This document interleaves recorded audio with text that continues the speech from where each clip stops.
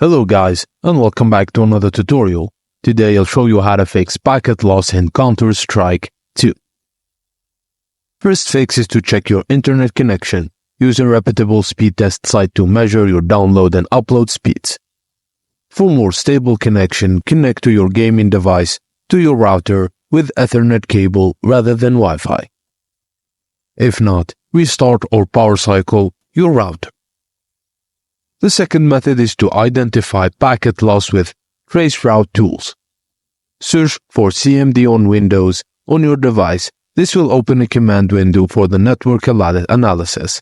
In the command prompt, enter traceroute server IP Windows.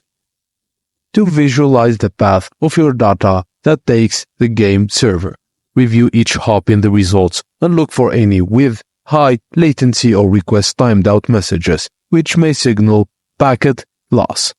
And that's it guys. Thank you for watching and please don't forget to like and subscribe for more.